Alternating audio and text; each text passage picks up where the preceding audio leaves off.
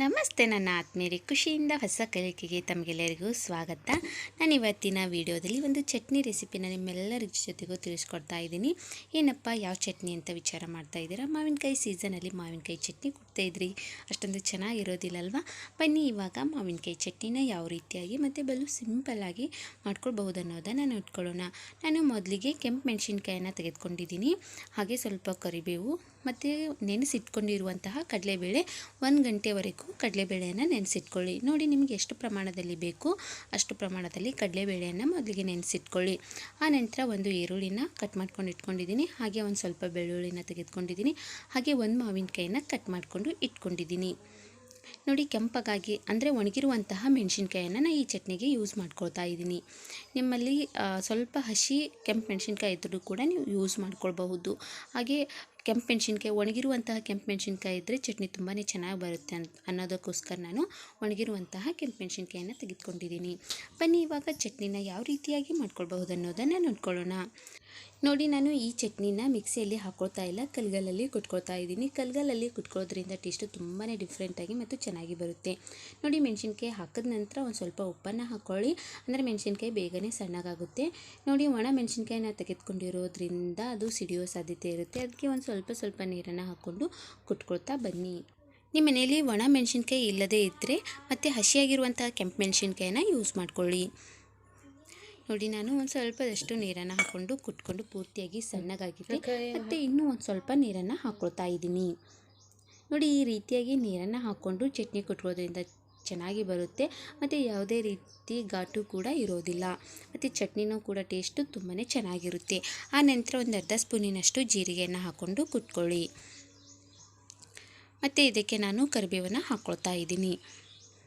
ನೋಡಿ, ಚಟ್ನಿ ಕುಟ್ಕೊಳ್ತಾ ಇರುವಾಗ ಕರಿಬೇವನ್ನು ಹಾಕ್ಕೊಂಡು ಅದನ್ನು ಕೂಡ ಚೆನ್ನಾಗಿ ಕುಟ್ಕೊಳ್ಳಿ. ಪ್ರತಿದಿನ ಒಂದೇ ರೀತಿ ಚಟ್ನಿ ತಿಂದು ಬೇಜಾರಾಗಿದ್ದರೆ ಮಾವಿನಕಾಯಿ ಸೀಸನಲ್ಲಿ ಒಂದು ಸರನಾದರೂ ಮಾವಿನಕಾಯಿ ಚಟ್ನಿ ತಿಂದರೆ ಇದ್ದರೆ ಅಷ್ಟೊಂದು ಚೆನ್ನಾಗಿರೋದಿಲ್ಲಲ್ವ? ಅದಕ್ಕೋಸ್ಕರ ಬೇಸಿಗೆಯಲ್ಲಿ ಒಂದು ಸರನಾದರೂ ಈ ರೀತಿಯಾಗಿ ಮಾವಿನಕಾಯಿ ಚಟ್ನಿನ ಮಾಡ್ಕೊಳ್ತೀನಿ. ಆನಂತರ ನಾನು ಮೊದಲಿಗೆ ನೆನೆಸಿಟ್ಕೊಂಡಿರುವಂತಹ ಕಡಲೆಬೇಳೆಯನ್ನು ಹಾಕ್ಕೊಂಡು ಕುಟ್ಕೊಳ್ತಾ ಇದ್ದೀನಿ. ನೋಡಿ, ಕಡಲೆಬೇಳೆ ಮೊದಲಿಗೆ ಹಾಕ್ಕೊಳ್ಳೋಕೆ ಹೋಗಬೇಡಿ, ಮೆಣಸಿನ್ಕಾಯಿ ಪೂರ್ತಿಯಾಗಿ ಸಣ್ಣಗಾದ ನಂತರ ಕಡಲೆಬೇಳೆಯನ್ನು ಹಾಕ್ಕೊಂಡು ಕುಟ್ಕೊಳ್ಳಿ. ನೋಡಿ, ಕಡಲೆಬೇಳೆ ನೀವು ಚಟ್ನಿ ಮಾಡ್ಕೊಳ್ಳೋಕ್ಕಿಂತ ಮುಂಚೆ ಒಂದು ಗಂಟೆ ಅಥವಾ 1-2 ಗಂಟೆವರೆಗೆ ನೀವು ನೆನೆಸಿಟ್ಕೊಳ್ಬೇಕಾಗುತ್ತೆ. ನೆನೆಸಿಟ್ಕೊಂಡ ನಂತರ ನೀವು ಆರಾಮಾಗಿ ಚಟ್ನಿನ ಕುಟ್ಕೊಳ್ಬಹುದು. ನೋಡಿ, ಇವಾಗ ಸ್ವಲ್ಪ ಮಟ್ಟಿಗೆ ಸಣ್ಣಗಾಗಿದೆ. ಆನಂತರ ಮೊದಲಿಗೆ ಬಿಡಿಸಿಟ್ಕೊಂಡಿರುವಂತಹ ಬೆಳ್ಳುಳ್ಳಿನ ಹಾಕ್ಕೊಂಡು ಅದನ್ನು ಕೂಡ ಕುಟ್ಕೊಳ್ತಾ ಇದ್ದೀನಿ. ನೋಡಿ, ನೀವು ಹಂತವಾಗಿ ಹಾಕ್ಕೊಂಡು ಕುಟ್ಕೊಳ್ತಾ ಇದ್ದರೆ ಟೇಸ್ಟು ತುಂಬ ಚೆನ್ನಾಗಿ ಬರುತ್ತೆ. ಆನಂತರ ಮತ್ತೆ ನಾನು ಒಂದು ಸ್ವಲ್ಪ ನೀರನ್ನು ಹಾಕ್ಕೊಂಡು ಕುಟ್ಕೊಳ್ತಾ ಇದ್ದೀನಿ. ನೋಡಿ, ನೀರು ಹಾಕೊಳ್ಳೋ ಉದ್ದೇಶ ಅಂತಂದರೆ ಚಟ್ನಿ ಮತ್ತು ಉದುರಾಗಿ ಆಗೋದಿಲ್ಲ, ತುಂಬ ಚೆನ್ನಾಗಿ ಬರುತ್ತೆ. ಅದಕ್ಕೋಸ್ಕರ ಸ್ವಲ್ಪದಷ್ಟು ನೀರನ್ನು ಹಾಕ್ಕೊಂಡು ಕುಟ್ಕೊಳ್ತಾ ಇದ್ದೀನಿ. ನೋಡಿ, ಇವಾಗ ಕಡಲೆಬೇಳೆನ ಕುಟ್ಕೊಂಡಿದ್ದಾಯಿತು. ಆನಂತರ ಕಟ್ ಮಾಡಿ ಇಟ್ಕೊಂಡಿರುವಂತಹ ಮಾವಿನಕಾಯಿನ ಹಾಕ್ಕೊಳ್ತಾ ಇದ್ದೀನಿ. ಮಾವಿನಕಾಯಿ ಕಗ್ಗಾಗಿರುವಂತಹ ಮಾವಿನಕಾಯಿನ ತೆಗೆದುಕೊಳ್ಳಿ, ಚಟ್ನಿಗೆ ತುಂಬ ಚೆನ್ನಾಗಿರುತ್ತೆ. ಅದನ್ನು ಕೂಡ ಸ್ವಲ್ಪ ಮಟ್ಟಿಗೆ ಕುಟ್ಕೊಳ್ಳೋಣ. ಅಂದರೆ ಪೂರ್ತಿಯಾಗಿ ನುಣ್ಣಗೆ ಕುಟ್ಕೊಳ್ಬೇಕಂತೇನಿಲ್ಲ, ಸ್ವಲ್ಪ ಮಟ್ಟಿಗೆ ಕುಟ್ಕೊಂಡಿದ್ರೆ ಸಾಕು. ಅದು ಬಾಯಲ್ಲಿ ತಿನ್ನುವಾಗ ಟೇಸ್ಟು ತುಂಬ ಚೆನ್ನಾಗಿ ಬರುತ್ತೆ. ಬಾಯಲ್ಲಿ ಸಿಗ್ತಾ ಇರುತ್ತಲ್ವ ಮಾವಿನಕಾಯಿ, ಆವಾಗ ಟೇಸ್ಟು ತುಂಬಾ ಡಿಫ್ರೆಂಟಾಗಿ ಬರುತ್ತೆ ಅಂತಲೇ ಹೇಳ್ಬೋದು. ನೋಡಿ, ಇವಾಗ ಈ ರೀತಿಯಾಗಿ ಕುಟ್ಕೊಂಡಿದ್ದಾಯಿತು. ಮತ್ತೆ ಒಂದು ಸ್ವಲ್ಪ ನೀರನ್ನು ಹಾಕ್ಕೊಳ್ತಾ ಇದ್ದೀನಿ. ಈ ಮಾವಿನಕಾಯಿ ಚಟ್ನಿನ ನೀವು ರೊಟ್ಟಿ, ಚಪಾತಿ ಮತ್ತು ಅನ್ನದ ಜೊತೆಗೂ ನೀವು ಸರ್ವ್ ಮಾಡ್ಕೋಬಹುದು. ತುಂಬಾ ಟೇಸ್ಟಿಯಾಗಿರುತ್ತೆ ಅಂತಲೇ ಹೇಳ್ಬೋದು. ಬೇಸಿಗೆಯಲ್ಲಿ ಒಂದು ಸಲನಾದರೂ, ಅಂದರೆ ಮಾವಿನಕಾಯಿ ಸೀಸನಲ್ಲಿ ಒಂದು ಸಲನಾದರೂ ಈ ಚಟ್ನಿನ ಮಾಡ್ಕೊಂಡು ತಿನ್ನಿ, ಮನೆಯಲ್ಲಿ ಎಲ್ಲರೂ ಕೂಡ ಇಷ್ಟಪಟ್ಟು ತಿಂತಾರೆ ಅಂತಲೇ ಹೇಳ್ಬೋದು. ನೋಡಿ, ಇವಾಗ ಕೊನೆಯದಾಗಿ ಕಟ್ ಮಾಡ್ಕೊಂಡಿರುವಂತಹ ಈರುಳ್ಳಿನ ಹಾಕ್ಕೊಳ್ಳಿ.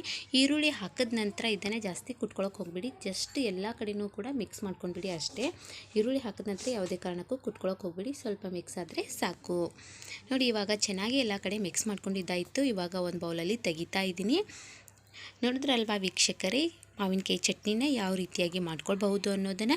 ತುಂಬಾ ಸಿಂಪಲ್ ಆಗಿದೆ ಅಲ್ವಾ? ನೀವು ಈ ಮಾವಿನಕಾಯಿ ಸೀಸನಲ್ಲಿ ಒಂದು ಸರನಾದರೂ ಮಾವಿನಕಾಯಿ ಚಟ್ನಿನ ಮಾಡ್ಕೊಂಡು ತಿನ್ನಿ. ಈ ಮಾವಿನಕಾಯಿ ಚಟ್ನಿ ರೊಟ್ಟಿ, ಚಪಾತಿ ಮತ್ತು ಅನ್ನದ ಜೊತೆಗೂ ನೀವು ಆರಾಮಾಗಿ ಸರ್ವ್ ಮಾಡಿಕೊಂಡು ತಿನ್ಬೋದು. ತುಂಬಾ ರುಚಿಕರವಾಗಿರುತ್ತೆ. ಈ ಮಾವಿನಕಾಯಿ ಚಟ್ನಿ ನಿಮ್ಮೆಲ್ಲರಿಗೂ ಇಷ್ಟ ಆಗಿದೆ ಅಂಥೇಳಿ ಭಾವಿಸ್ತಾ ಇದ್ದೀನಿ. ಇಷ್ಟ ಆಗಿದ್ದರೆ ಖಂಡಿತವಾಗ್ಲೂ ಒಂದು ಸರನಾದರೂ ಟ್ರೈ ಮಾಡಿದ್ದೆ ಆದರೆ ತಪ್ಪದೇ ಕಮೆಂಟ್ ಮೂಲಕವಾಗಿ ಹೇಗೆ ಬಂದಿದೆ ಅನ್ನೋದನ್ನು ತಿಳಿಸಿ. ಹೀಗೆ ಮುಂದಿನ ಹೊಸ ವಿಡಿಯೋಗಾಗಿ ಕಾಯ್ತಾ ಇರಿ. ಖುಷಿಯಾಗಿರಿ, ಸದಾ ಹೊಸದನ್ನೇ ಯೋಚಿಸ್ತಾ ಇರಿ.